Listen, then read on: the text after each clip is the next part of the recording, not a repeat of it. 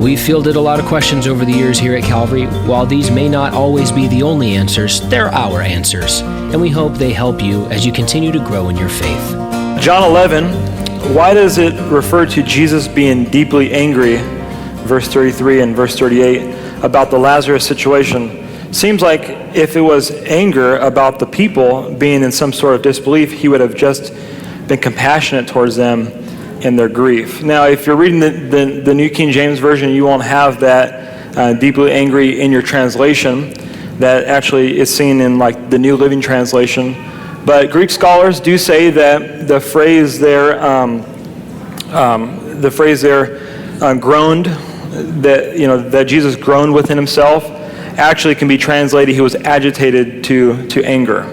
And so, once again, as the question is, well, what was he angry about? Well, I don't think he was angry that the people were weeping, because in verse 33, it says there that the people came to him, he saw the women were weeping, the Jews were weeping, right? And then it says that he was stirred to anger, but then in verse 35 it says that he also wept. And so apparently weeping wasn't bad, because Jesus also wept when he saw, that the people were weeping. I believe the context of the passage is it's a battle between life and death. You see, and Jesus conquered death in that passage. And so Jesus' agitation or anger was over the results of the fall of man, was over death.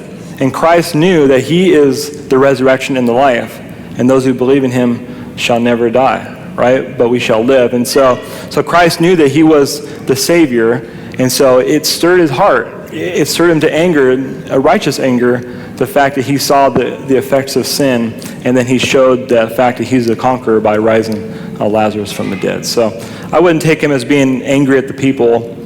I mean, look at the disciples throughout the Gospels. I mean, the Lord, had times of correction, but they're always loving correction. But it didn't show up from this passage that he needed to correct them for being angry at them, but rather angry at the work of Satan, angry at the work of sin and death. Do you have a question about the Bible, theology, or church life? If so, we would love to hear it, think about it, and give our perspective on it. You can email us anytime at questions@calvaryhanford.com, and we will get it on the list for the podcast. And if you'd like to check out years worth of all sorts of topics like the ones we cover, visit calvaryhanford.com/questions. Thanks for listening.